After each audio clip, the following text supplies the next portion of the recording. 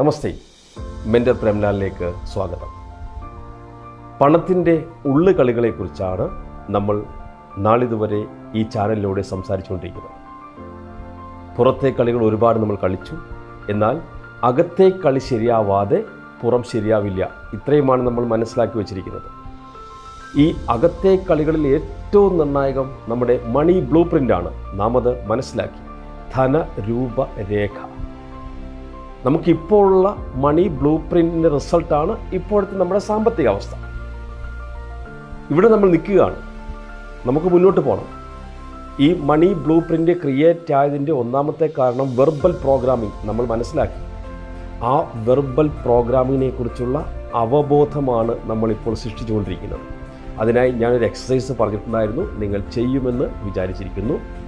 കാരണം ഈ ചാനൽ നിങ്ങൾ കേൾക്കേണ്ടതും അറിയേണ്ടതും ചെയ്യേണ്ടതും മറ്റ് ചാനൽ കാണുന്നത് പോലെ കൗതുകത്തിൻ്റെ പുറത്താവരുത്, മറിച്ച് ഒരു നല്ല പുതിയ ഡയറി വാങ്ങിയിട്ട് വേണം ഈ ചാനൽ അറ്റൻഡ് ചെയ്യാനിരിക്കാനായിട്ട്. കൃത്യമായ ഡിറക്ഷൻസ് ഉണ്ടാവും. നിങ്ങളുടെ ഇപ്പോഴത്തെ അവസ്ഥയിൽ നിന്നും നമുക്ക് മുമ്പേ ജീവിതത്തിൽ ആരൊക്കെ സമ്പത്തുണ്ടാക്കിയിട്ടുണ്ടോ, എത്ര പേർ കോടീശ്വരന്മാരായിട്ടുണ്ടോ, അവരൊക്കെ കോമൺ ആയിട്ട് ചെയ്തിട്ടുണ്ടായിരിക്കുന്ന കുറേ കാര്യങ്ങളാണ് നമ്മൾ ഈ ചാനലിലൂടെ നിങ്ങൾക്ക് മുമ്പിൽ അവതരിപ്പിക്കുക. അപ്പോൾ അറിഞ്ഞു പെരുമാറിയാൽ ജീവിതത്തിൽ മാറ്റമുണ്ടാവും. അവബോധം മാറ്റത്തിന് മുമ്പേ സംഭവിക്കും. അതുകൊണ്ട് എക്സസൈസുകൾ കൃത്യമായിട്ട് ചെയ്യണം. ആ എക്സസൈസ് ചെയ്തപ്പോൾ നിങ്ങൾക്ക് അവയർനെസ് ഉണ്ടായി, ഒപ്പം ഒരു അവബോധവും ഉണ്ടായി. ഈ കുഞ്ഞുനാൾ മുതൽ ഇപ്പോൾ വരെ കേട്ടിരിക്കുന്ന കാര്യങ്ങൾ നിങ്ങളുടെ ഇപ്പോഴത്തെ മണി ബ്ലൂ പ്രിൻറ്റിൽ എത്രത്തോളം സ്വാധീനം ചെലുത്തി എന്ന് നിങ്ങൾക്ക് മനസ്സിലായിട്ടുണ്ടാവും. എന്നാൽ ഇതിനെ ഇനി റീപ്രോഗ്രാം ചെയ്യണം. അതിന് നിങ്ങൾ ചെയ്യേണ്ട ഡിസ്അസോസിയേഷൻ. നിങ്ങൾ ആഗ്രഹിച്ച തലത്തിലേക്ക് നിങ്ങളുടെ ഇപ്പോഴത്തെ മണി ബ്ലൂ പ്രിൻ്റ് നിങ്ങൾ എത്തിച്ചിട്ടില്ല എങ്കിൽ നിങ്ങൾ അതിൽ നിന്നും ഡിസ്അസോസിയേഷൻ, വിടുതൽ പ്രഖ്യാപിക്കണം. കാരണം നമുക്ക് വിടാൻ തയ്യാറല്ല എങ്കിൽ മാറ്റവും പ്രതീക്ഷിക്കരുത്. അതുകൊണ്ട് തന്നെ നിങ്ങൾ എന്ത് ചെയ്യുക? തിരിച്ചറിയുക. ഈ ബ്ലൂ പ്രിൻ്റ് ഉപേക്ഷിച്ച് പുതിയ ബ്ലൂ പ്രിൻ്റ് നിങ്ങൾ സൃഷ്ടിക്കണം. അതിനായി നിങ്ങളൊരു പ്രഖ്യാപനം നടത്തണം. ആ പ്രഖ്യാപനം ഇങ്ങനെയായിരിക്കണം. നിങ്ങൾ പഠിച്ചതും കേട്ടതുമായ കാര്യങ്ങൾ, നിങ്ങളിത് പറയുമ്പോൾ ഞാനെന്ന് പറയണം. പഠിച്ചതും കേട്ടതുമായ കാര്യങ്ങൾ ശരിയായിക്കൊള്ളണം എന്നില്ല. എൻ്റെ പുതിയ മാറ്റത്തിനായുള്ള സമ്പത്ത് ശ്രേണിയിലേക്കെത്താൻ ഞാൻ പുതിയ കാര്യങ്ങൾ പഠിക്കുവാനും പരിശീലിക്കുവാനും തയ്യാറാണ്. ഇത് പറയുമ്പോൾ നിങ്ങൾ നിങ്ങളുടെ കൈ ഈ നെഞ്ചത്ത് വെച്ച് വേണം പറയാനായിട്ട്.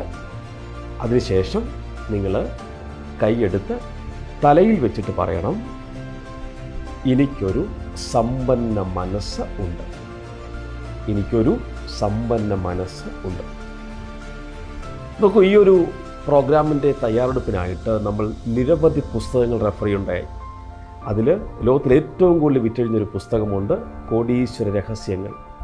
ആ പുസ്തകത്തിലെ മനോഹരമായൊരു ടൂളാണ് ഞാൻ നിങ്ങൾക്കായിട്ട് ഷെയർ ചെയ്തത്. ഇനി നമുക്ക് ഈ മണി ബ്ലൂ പ്രിൻ്റിൻ്റെ ഫോർമേഷനകത്ത് നിങ്ങൾ വാക്കുകൾ കേട്ടെങ്കിൽ ഇനി നിങ്ങൾ എന്താണ് കണ്ടത്? ചെറുപ്പകാലം മുതൽ നിങ്ങൾ എന്ത് കണ്ടാണ് വളർന്നത്? നിങ്ങളുടെ അച്ഛൻ എങ്ങനെയാണ് പണം കൈകാര്യം ചെയ്തിരുന്നത് നിങ്ങൾ കണ്ടത്? ഈ കണ്ടതിനെ അനുകരിക്കാൻ നമുക്ക് പ്രേരണയുണ്ടാകും. ഒരു കഥ കൂടി പറയാം. ഹോമം നടക്കുകയാണ്. വലിയ തിരുമേനിക്ക് എത്താൻ പറ്റിയില്ല. തിരുമേനിയുടെ മോനാണ് അവിടെ എത്തിയത്.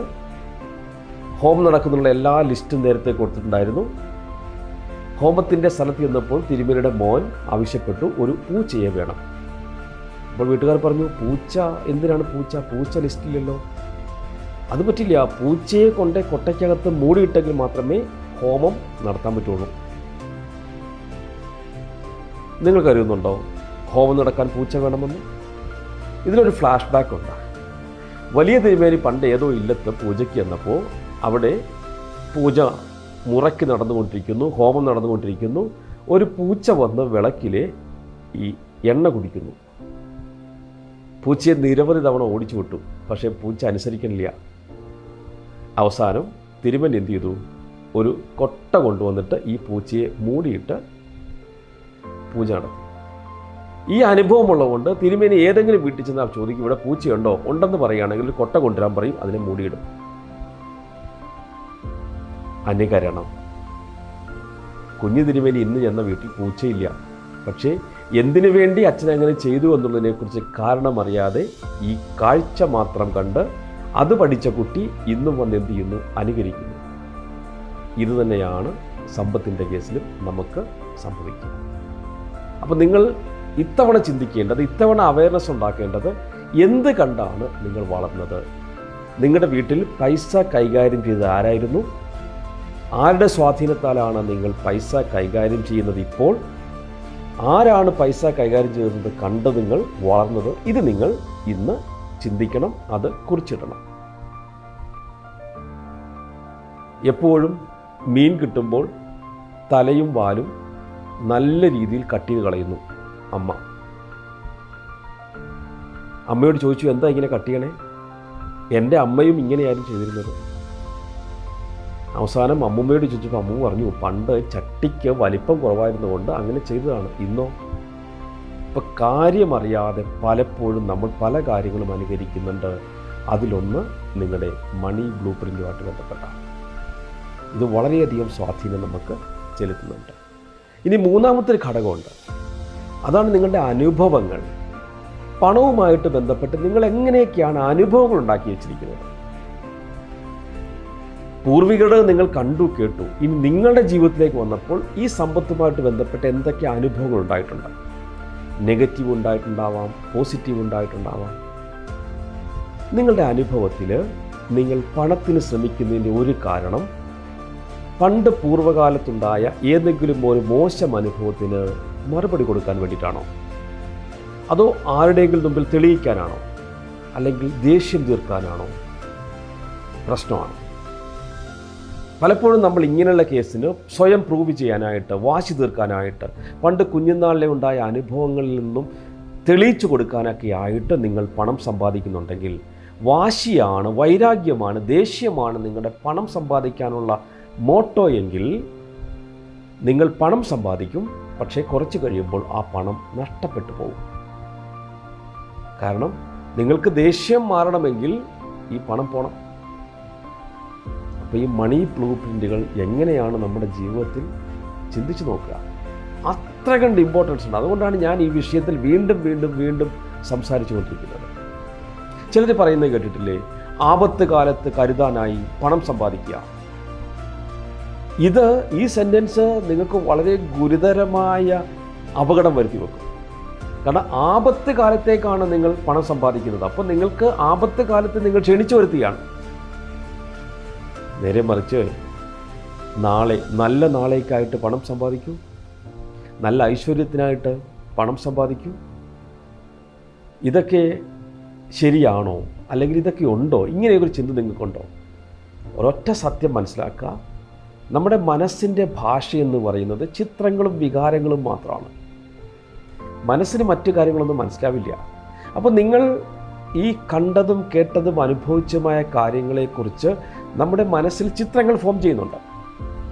ആപത്ത് കാലം എന്ന് പറയുമ്പോൾ ആപത്തിൻ്റെ ഒരു ചിത്രമാണ് നിങ്ങളുടെ മെൻ്റൽ പ്രോഗ്രാമിംഗ്. അത് അപകടമാണ്.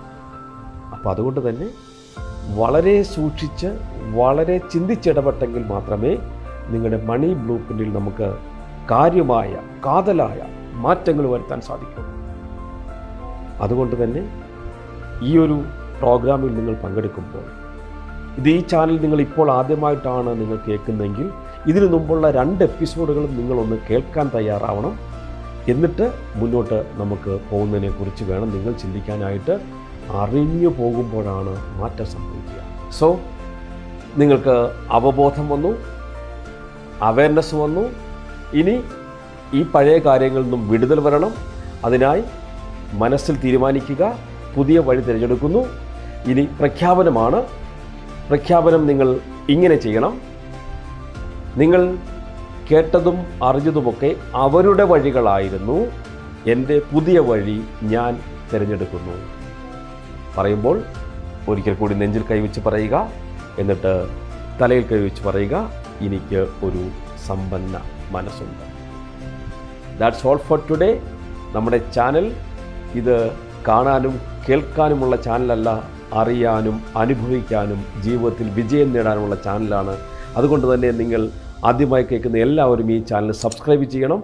അതോടൊപ്പം ഏറ്റവും ചുരുങ്ങിയത് നിങ്ങളുടെ അടുത്ത ബന്ധുക്കൾക്കും സുഹൃത്തുക്കൾക്കും, കാരണം അവർക്കും രക്ഷപ്പെടാം, നമുക്ക് നമ്മുടെ ചാനലിലെ വഴികളിലൂടെ കൃത്യമായിട്ട് ഷെയർ ചെയ്യണം.